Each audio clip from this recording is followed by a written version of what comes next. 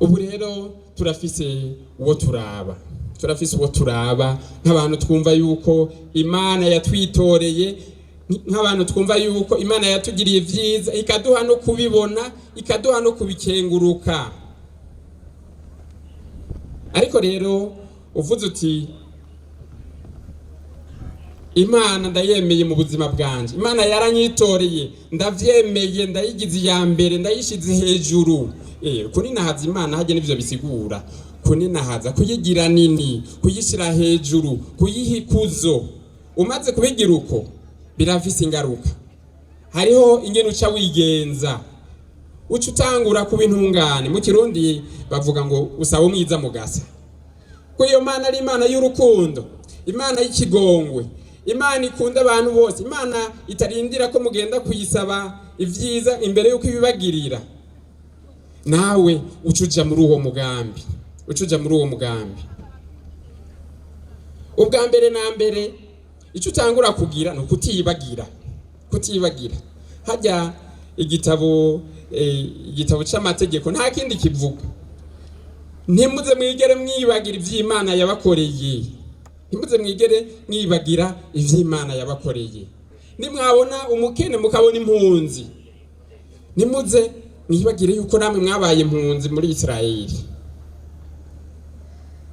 Mbere mu gitabo ca Ruth hari aho batubwira ingene niyo ugiye kuyimbura ngo woza urasiga wimbura nk'ibiharage, woza urasiga mihanyi inyuma kugira ngo ujya mukene aze kugaruka atore. Ntuze gusubira inyuma kuyikuraho yose kugira ngo n'ujya mukene aze kuza atore umuhanyi umwe canke ibiri aronke icafungura.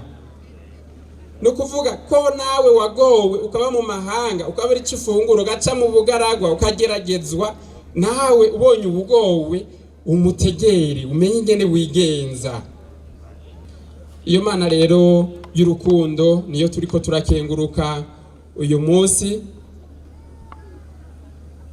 Ariko kuyikenguruka no kwemera yuko uyireka ikaza neza mu mutima wawe, ukayakira, hanyuma maze kuyakira ukigenza nk'uko ishaka, ukaja mu migambi yayo. Kuko nk'uko twavyumvise, utagiye mu migambi yayo ucuja muri vya bihugu vya bindi vyagerageza kugwanya imigambi y'Imana, bikagerageza kumva yuko bihambaye, Imana nayo ikabatangaza. Bisaba kwa muzirikana ishaka ryayo, kuko umugambi w'Imana nivyo turazi ko ari umugambi w'urukundo. Ariko ku munsi uba ukeneye kumenya nokora iki kugira nsange ndi muri urwo rukundo umukama ampamagarira. Imana ishaka ku bantu bayo, ku bakunzi bayo. Agustino Mweranda aratubwira itandukaniro riri hagati y'igisagara c'Imana n'igisagara c'abantu. Gisagara c'abantu avuga ati gisagara c'abantu ni gisagara abantu bikunda gushikaho bibagira Imana. Ati gisagara naco c'Imana ni gisagara abantu bakunda Imana gushikaho biyibagira. No kuvuga gushikaho uvamwo wa mutima wo kwikunda, aho usanga ibintu byose ukora ari kurondera ineza yawe gusa, ukibagira ineza y'uwundi. Sinzi umuntu batubwiye ngo yagiye mu ijuru, ngo burya rero ngo turi hano ku isi, ngo mu ijuru hariho abasekreteri baguma bandika ivyo dukora. Umwe wese rero ngo ashitse mu ijuru bagaca basoma ico gitabo bakaraba ivyo yakoze vyose. Uwo muntu rero ngo yari umutunzi, ngo yari afise ibintu vyinshi. Ashitse mu ijuru aravuga ati ngaha vyari vyose ndagiye, ni sawa. Ashitseyo ngo baca barafata nya gitabo barasoma, bagoma babona ibintu bitukura ivyo yakoze bidashobora kumutuma yinjira. Ngo sinzi ukuntu baravye mu mpera ngo basanga ngo yahaye igitunguru umukene. Ngo yari yahaye igitunguru umukene. Sinzi yuko umukene yari igitunguru gusa atarose ivyo agikoza, ariko ngo yari yahaye igitunguru umukene.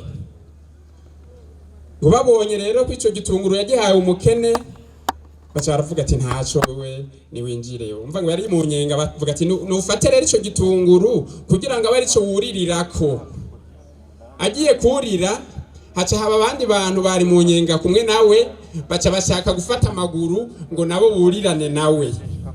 Murazi ko igitunguru kitaba gikomeye cyane, ngo aho kuduga ngo adugane nabo acatangura gutera imigere ngo akagenda mwebwe ntitwari kumwe ngo jewe ni jewe nyine basanze naragize iciza ni jewe bashaka konja mwijuru aratera imigere gushikaho na ca gitunguru gicika acagwa mu nyenga sije no hahira.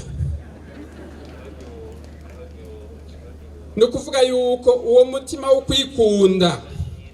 kwikunda utakuvuyemo n'akantu kineza wari wakoze karagenda kagahera nikagutume utera imbere mu nzira mu migambi y'Imana. Umaze rero gukora ibikorwa vyiza naho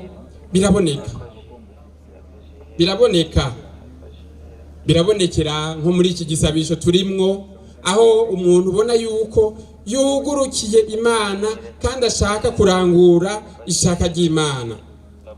Igisabisho rero kidufashe kwinjira mu bushishozi bw'ishaka ry'Imana kugira ngo tuyibere ibikoresho. Ijambo ry'Imana riti nibabona ibikorwa vyiza mukora baninahaze so wanyu ahangamye mwijuru.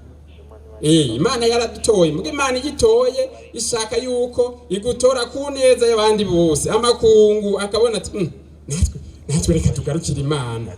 Bariya abantu bose batarajijuka bati nivyo reka tugarukira Imana. Kuko iyo tuvuze ngo igihugu twashize Imana imbere, ntihabuze abantu baguma bakwega amaguru, ntihabuze abantu baguma bumva yuko ico kintu cyo gushyira Imana imbere kizohava kimbuza kwironkera ibyiza by'iwanje gusa, kizohava kimbuza kwigenza uko nishakira. Ariko nkuko twavyumvise ivyo vyose ufuruguta uvuga ngo ngiye ngo gukora ibintu biriya bidahwanye n'umugambi w'Imana, naho bizogushikana, naho bishika.